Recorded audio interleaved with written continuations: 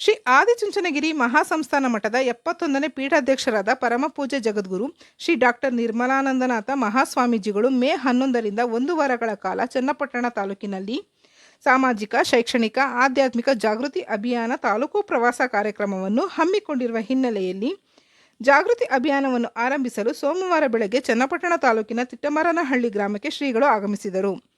ಆಗಮಿಸಿದ ಶ್ರೀಗಳಿಗೆ ಗ್ರಾಮಸ್ಥರು ಮತ್ತು ಸದ್ಭಕ್ತರು ಶ್ರೀಗಳಿಗೆ ಹೂವಿನ ಸುರುಮಳೆಯೊಂದಿಗೆ ಶ್ರದ್ಧಾಭಕ್ತಿ ಪೂರ್ವಕವಾಗಿ ಅದ್ದೂರಿಯಾಗಿ ಸ್ವಾಗತಿಸಿದರು. ತಿಟ್ಟಮಾರನಹಳ್ಳಿ ಗ್ರಾಮದಿಂದ ಶ್ರೀಗಳನ್ನು ಪೂರ್ಣಕುಂಭ ಕಳಸ ವಿವಿಧ ಜಾನಪದ ಕಲಾತಂಡಗಳೊಂದಿಗೆ ಗ್ರಾಮಸ್ಥರು ಗೌರವಪೂರ್ವಕವಾಗಿ ಆರತಿ ಬೆಳಗಿ ಬರಮಾಡಿಕೊಂಡರು.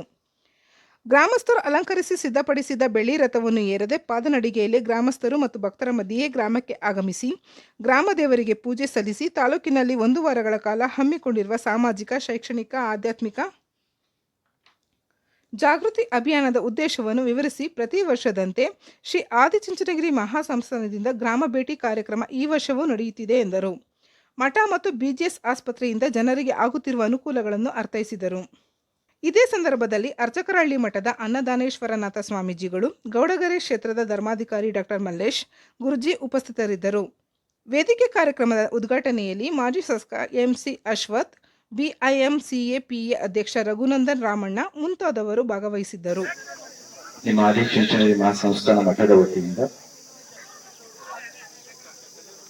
ಗ್ರಾಮ ಭೇಟಿಯ ಕಾರ್ಯಕ್ರಮಗಳು ನಡೆಯುವ ಪ್ರಕ್ರಿಯೆಯಲ್ಲಿ ಈ ವರ್ಷ ನಾವು ಚನ್ನಪಟ್ಟಣ ತಾಲೂಕಿಗೆ ಬಂದ ಈ ಪವಿತ್ರ ಗಳಿಗೆಯ ಮೊದಲ ದಿನದ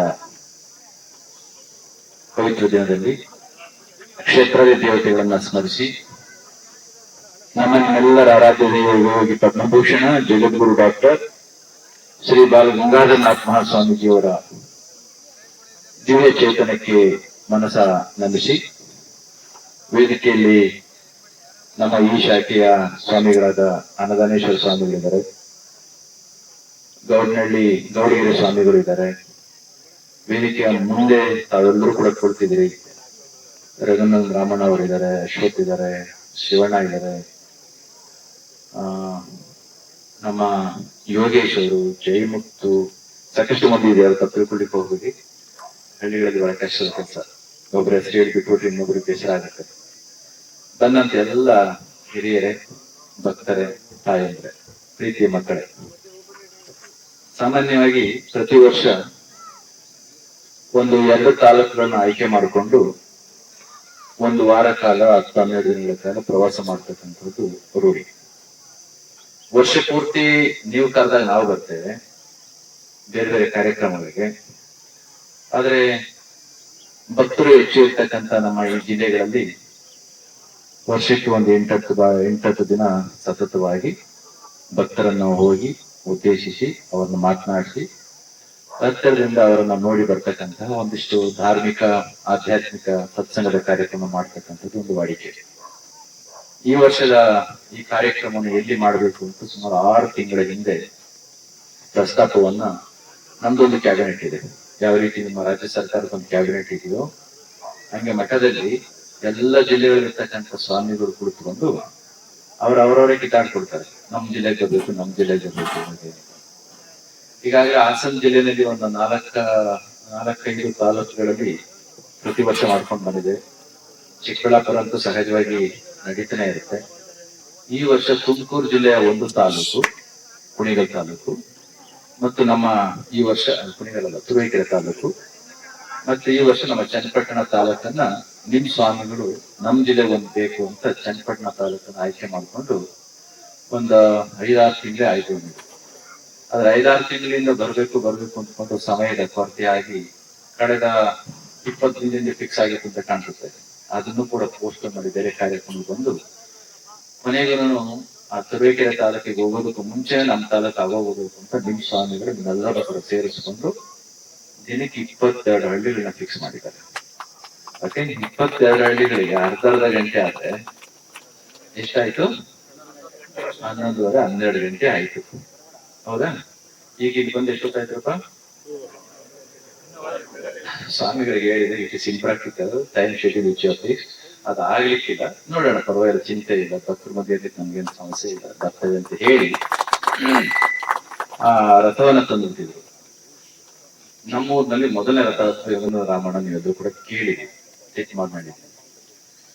ಮನೆಗೆ ಏನಾಗುತ್ತೆ ಗೊತ್ತಾ, ಆ ಊರಿಗೆ ಹಚ್ಚಿದ್ರೆ ನಮ್ಮೂರಿಗೆ ಯಾಕೆ ನಮ್ಗೆ ಅವಮಾನ ಆಗುತ್ತೆ ಅಂತ ಹೇಳಿ ಇನ್ನೊಂದು ಊರವರು ಟೇಕ್ ಇಟ್ ಸೋ ಪರ್ಸನಲಿ ಒಂಥರ ಪ್ರತಿಷ್ಠೆ ಆಗ್ಬಿಡುತ್ತೆ. ಅದಕ್ಕೋಸ್ಕರ ಯಾರು ಅನ್ಯತಾ ಭಾವಿಸ್ಬಿಡಿ.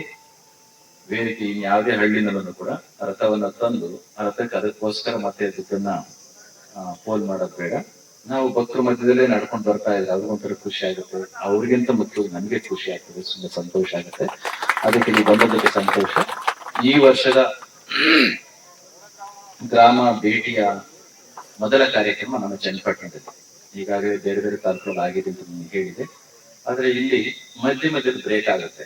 ಕಾರಣ ಇವತ್ತು ನಾಳೆ ಆಗುತ್ತೆ, 13ನೇ ತಾರೀಕು ಬೇರೊಂದು ಕಾರ್ಯಕ್ರಮ ಇದೆ, ಮತ್ತೆ 16ನೇ ತಾರೀಕು ಅಮಾವಾಸ್ಯೆ ಬರ್ತದೆ, ಆ ನಂತರದಲ್ಲಿ ಬೇರೆ ಬೇರೆ ಪ್ರೋಗ್ರಾಮ್ ಬರ್ತದೆ. 11ನೇ ತಾರೀಕು ಪ್ರಾರಂಭ ಮಾಡಿ 24ನೇವರೆಗೂ ಆಗುತ್ತೆ ಅಂತ ಏನೋ ಶೆಡ್ಯೂಲ್ ಮಾಡ್ಕೊಂಡಿದ್ದಾರೆ. ಇದರ ಮಧ್ಯದಲ್ಲಿ ಉಳಿತಕ್ಕಂಥದ್ದನ್ನ ಒಂದು 6-7 ದಿನ 7-8 ದಿನ ನಮ್ಗೆ ಸಿಗಬಹುದು. ಇದರ ಮಧ್ಯದಲ್ಲಿ ಏನ್ ಮಾಡೋದು, ನೀವು ಕರೆದಾಗ ಬರ್ತಕ್ಕಂಥದ್ದು ಒಂದು ವಿಚಾರ. ಈಗ ನಾವಾಗಿನೇ ಬರ್ಬೇಕು ಅಂತ ಬಂದಾಗ ಎಷ್ಟು ಚೆನ್ನಾಗಿ ರಿಸೀವ್ ಮಾಡಿದ್ರಿ, ಎಷ್ಟು ಚೆನ್ನಾಗಿ ಇದ್ ಮಾಡ್ಕೊಂಡಿದ್ರಿ.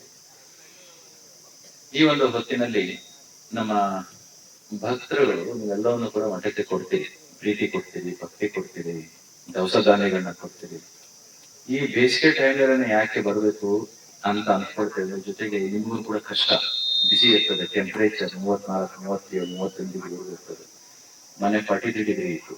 ಓಕೆ, ಇಷ್ಟು ಟೆಂಪರೇಚರ್ ಮಧ್ಯದಲ್ಲಿ ಏನಾಗುತ್ತೆ, ಒಮ್ಮೆ ನಾನು ಇದೇ ರೀತಿ ಪ್ರವಾಸ ಹೋಗಿದ್ದಾಗ ದೊಡ್ಡಬಳ್ಳಾಪುರ ತಾಲೂಕಿಗೆ ಪ್ರವಾಸ ಮಾಡ್ತಾ ಇದ್ವಿ. ನಮ್ಮ ಭಕ್ತರು ಹೇಳಿದ್ರು, ಸ್ವಾಮಿ ಈ ಊರು ಎಲ್ಲ ಮಾಡೋಣ, ಇದೊಂದು ಊರು ಹೋಗೋದ್ ಬೇಡ ಅಂತ. ನನಗೆ ಸಾಮಾನ್ಯವಾಗಿ ಭಕ್ತರು ಬೇಸರ ಮಾಡ್ಕೊಳ್ತಾರಲ್ಲ ಅಂದ್ರೆ ಅವ್ರೇನ್ ಬೇಸರ ಮಾಡ್ಕೊಂಡ್ರೆ ಇದೊಂದು ಊರು ಬಿಟ್ಟು ಬೇರೆ ಊರಿಗೆ ಹೋಗೋಣ ಅಂತ ಹೇಳಿ.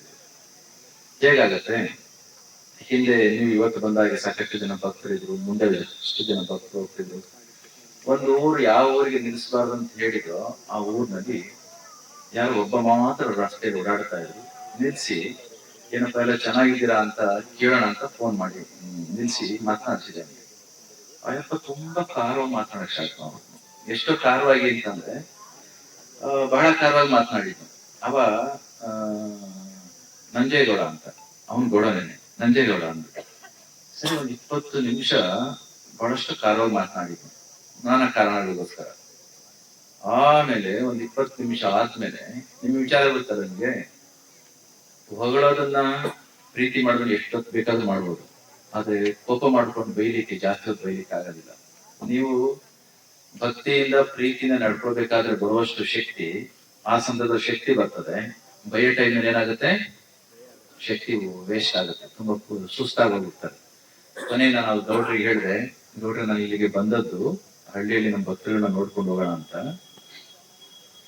ಯಾಕೆ ಇದೇ ಟೈಮ್ನಲ್ಲಿ ಬರ್ತೀವಿ ಅಂತಂದ್ರೆ, ನಾನು ಹೇಳಿದೆ ಇದು ಬೇಸಿಗೆ ಇದೆ, ಇನ್ನೊಂದು ತಿಂಗಳೊಳಗಡೆ ಶಾಲಾ ಕಾಲೇಜುಗಳು ಪ್ರಾರಂಭ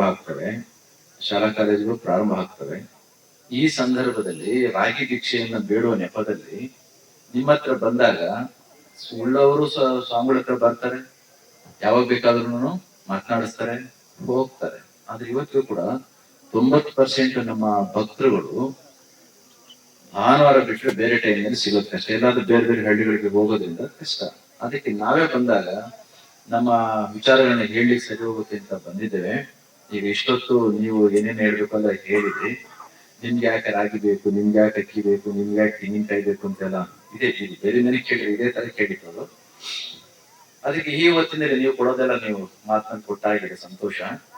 ಈಗೇನಾಗಿದೆ, ಅಡ್ಮಿಷನ್ ಸ್ಟಾರ್ಟ್ ಆಗ್ತಾ ಇದೆ. ನಿಮ್ಮ ಊರುಗಳಲ್ಲಿ ನಿಮ್ಮ ಮಕ್ಕಳಿಗೆ ನಾವು ಎಲ್ಲ ಓದಿಸ್ಕೊಳ್ತಿರ್ಬಿಡಿ. ಆದ್ರೆ ನಿಮ್ಮನ್ನ ನಂಬಿರ್ತಕ್ಕಂಥ ಬಡ ಜನಗಳು ಹಳ್ಳಿಗಳಿರ್ತಾರೆ. ನಿಮ್ಮ ಊರುಗಳಲ್ಲಿ ಯಾವ ಮಕ್ಕಳಿಗೆ ಇನ್ನು ಎಜುಕೇಶನ್ ಸಿಕ್ಕಿದ್ರು ಅಂತಹ ಮಕ್ಕಳನ್ನ ಮಠಕ್ಕೆ ಕಳಿಸ್ಕೊಡಿ ಅಂತ ಕೇಳಕ್ಕೆ ಬಂದಿದ್ವಿ, ಒಂದು ವಿಚಾರ. ಎರಡನೇದು, ಅವ ಹೇಳಿದ ತೊಗೊಂಡ ಕನ್ನಡ ಮೀಡಿಯಂ ಹಾಕಿರ್ತಿರೋ, ಕನ್ನಡ ನಮ್ಮ ಮಾತೃಭಾಷೆ, ಕನ್ನಡವನ್ನು ನಾವು ಯಾವತ್ತೂ ಮರಿಬಾರದು. ಅದರ ಜೊತೆಯಲ್ಲಿ ಆಧುನಿಕವಾಗಿರ್ತಕ್ಕಂಥ ಭಾಷೆಯ ಅವಶ್ಯಕತೆ ಕೂಡ ಖಂಡಿತ ಇದೆ. ನಮ್ಮ ಊರಿನ ವಿದ್ಯಾಮಂತ್ರಿಗಳು, ಮೊದಲು ವಿದ್ಯಾಮಂತ್ರಿಗಳು ಯಾರು, ವೆಂಕಟಪ್ಪನವರು. ಅವ್ರ ಮಗ ಯಾರು, ಮೊಮ್ಮಗ ಯಾರು, ರಘುನಂದನ್ ರಾಮ್. ಆ ಕುಟುಂಬದವ್ರು ತಾನೆ. ನಿಮ್ಗಳಿಗೆ ಆಧುನಿಕವಾಗಿರ್ತಕ್ಕಂಥ ಎಜುಕೇಶನ್ ಇಲ್ಲ ಅಂತಿದ್ರೆ ನಿಮ್ಗೆ ಯಾರಾದ್ರೂ ಗುರುತಿಸ್ತೀರಾ? ಇವತ್ತು ಬಂದ ತಕ್ಷಣ ನೀವು ಎಲ್ಲರೂ ಕೂಡ ಮಾತನಾಡಿಸ್ತೇವೆ. ಇವತ್ತು ಪ್ರೈವೇಟೈಸೇಷನ್, ಲಿಬರಲೈಸೇಷನ್, ಆಮೇಲೆ ಗ್ಲೋಬಲೈಸೇಷನ್ ಎಲ್ಲ ಒಪ್ಕೊಂಡ್ಬಿಟ್ಟು ನಾವ್ ಇಲ್ಲೇ ಇರ್ಬೇಕು ಅಂತಂದ್ರೆ ತೊಂದರೆ ಏನಿಲ್ಲ. ಆದ್ರೆ ಜಗತ್ತಿಗೆಲ್ಲ ಹೋಗ್ಬೇಕು, ಭಾಷೆ ಮಾತ್ರ ಬೇಡ ಅಂದ್ರೆ ಹೇಗಾಗುತ್ತೆ? ಅದಕ್ಕೋಸ್ಕರ ಅವ್ರಿಗೆ ಹೇಳಿದೆ, ಆ ಭಾಷೆಯನ್ನು ಕೂಡ ನಾವು ಮಾಡಿ ಇಟ್ಟಿದ್ದೇವೆ, ಮಕ್ಕಳನ್ನ ಕಳಿಸ್ಕೊಡಿ. ಒಂದು ಇದೇ ಸಂದರ್ಭದಲ್ಲಿ ಯಾವ್ಯಾವ ಕಾರಣಕ್ಕೋಸ್ಕರ ಅಂಧರಾಗಿ ಮಕ್ಕಳು ಹುಟ್ಟುಬಿಟ್ಟಿರ್ತಾರೆ. ಅಂಧರಾಗಿರ್ತಕ್ಕಂಥ ಮಕ್ಕಳನ್ನ ಟೇಕ್ ದೆಮ್ ಫಾರ್ ಗ್ರಾಂಟೆಡ್. ಯಾಕಂತಂದ್ರೆ ಈ ರೀತಿ ಆದದ್ದೇ ಆದ್ರೆ ಆ ಮಕ್ಕಳಿಗೆ ಒಂದಿಷ್ಟು ಭವಿಷ್ಯ ಬೇಕಲ್ಲ. ಇನ್ ಕೆಲವು ಮಕ್ಕಳು ಕಿವುಡರಾಗಿ ಆಮೇಲೆ ಮೂಗರಾಗಿ ಹುಟ್ಟುಬಿಟ್ಟಿರ್ತಾರೆ, ಅವ್ರಿಗೂ ಒಂದಿಷ್ಟು ಎಜುಕೇಶನ್ ಬೇಕಲ್ಲ. ಇವತ್ತಿನ ಸಮಾಜದಲ್ಲಿ ಯಾವುದೇ ಚೆನ್ನಾಗಿರ್ತಕ್ಕಂಥ ಫಿಸಿಕಲ್ ಅಂಗವೈಕಲ್ಯ ಇದ್ರೂ ಕೂಡ ಅಂತವ್ರೆಲ್ಲರಿಗೂ ಕೂಡ ಸ್ಥಾನಗಳಿರ್ತಕ್ಕಂಥ ವ್ಯವಸ್ಥೆಗಳು ಸಮಾಜದಲ್ಲಿ ಇರೋದ್ರಿಂದ ಅಂತಹ ಮಕ್ಕಳಿಗೆ ಬೇಕಾಗಿರ್ತಕ್ಕಂಥ ಎಜುಕೇಶನ್, ಕೌಶಲ್ಯ, ಸ್ಕಿಲ್ ಎಜುಕೇಶನ್ ಇವೆಲ್ಲವನ್ನು ಕೂಡ ಕೊಡ್ಬೇಕಾಗತ್ತೆ. ಅದಕ್ಕೆ ಬಡ ಮಕ್ಕಳನ್ನ ಕಳಿಸ್ಕೊಡಿ. ಒಂದು ಅಂಧ ಮಕ್ಕಳಿದ್ರೆ ನೋಡಿ ಮಕ್ಕಳ ಮನೆಗೆ ಕಳಿಸ್ಕೊಡಿ. ಇನ್ನ ಕಿವುಡು ಮಕ್ಕಳಿದ್ರೆ ಕಳಿಸ್ಕೊಡಿ. ಇನ್ನು ಈ ರೀತಿ 5-6 ವಿಚಾರಗಳನ್ನ ಹೇಳಿದ್ಮೇಲೆ ಆ ಮನುಷ್ಯ ಪಾಪ ನಾನೇನೋ ಅಂದ್ಕೊಂಡ್ಬಿಟ್ಟಿದ್ದೆ, ತಪ್ಪಾಯ್ತು, ಬನ್ನಿ ಅಂತ ರಟ್ಟೆ ಹೇಳ್ಕೊಂಡು ಮನೆ ಕರ್ಕೊಂಡು ಹೋದೆ. ನಾನು ಹೇಳಿದೆ, ನಾನು ಈ ಊರಿಗೆ ಕೊಟ್ಟದ್ದು ಅರ್ಧ ಗಂಟೆ ನಮ್ಮ ನಿಮ್ಮ ಮಾತುಗಳಲ್ಲಿ ಮುಗಿದೋಗಿದ್ದಾರೆ. ಮುಂದಿನ ಹಳ್ಳಿಯವರು ಇವತ್ತು ಹೇಗೆ ನಮ್ಮನ್ನ ಬರ್ಮಾಡ್ಕೊಂಡು ಕಾಯ್ತಾ ಹತ್ರದಲ್ಲಿ ಹೋಗ್ಬೇಕು ಅಂತಂದ್ರೆ ನಮ್ ಸ್ವಾಮಿಗಳಾಗಿತ್ತು, ನಮ್ಮನೆ ಬಂದಿಲ್ಲ ಅಂತಂದ್ರೆ ನಮ್ ಸ್ವಾಮಿ ಹೆಂಗಾಗ್ತೀರಿ ಅಂತ ಹೇಳಿ ಅಷ್ಟೆಲ್ಲ ಬೈಬೇಕು ಮನೆ ಕರ್ಕೊಂಡು ಹೋಗಿ. ಆ ನಂತರದಲ್ಲಿ ಆ ವರ್ಷ ಏನೆಲ್ಲ ಕೊಟ್ಟು ಆ ದೃಷ್ಟಿಯಿಂದ ಇವತ್ತು ನಾವು ಹಳ್ಳಿಗೆ ಬಂದು ನಮ್ ಜನಗಳನ್ನ ಈ ರೀತಿ ನಾವು ನೋಡ್ಲಿಕ್ಕೆ ಆಗದೆ ಹೋದ್ರೆ ಕಷ್ಟ ಆಗುತ್ತೆ. ಈ ದೃಷ್ಟಿಯಿಂದ ಇವತ್ತು ನಾವು ನಮ್ಮ ಹಳ್ಳಿಗೆ ಬಂದು ತುಂಬಾ ಸಂತೋಷ ಆಗಿದೆ. ನೀವೆಲ್ಲರೂ ಕೂಡ ತುಂಬಾ ಪ್ರೀತಿಯಿಂದ ಬರ್ಮಾಡ್ಕೊಂಡಿದ್ದೀವಿ. ಒಂದು ವಿಚಾರ,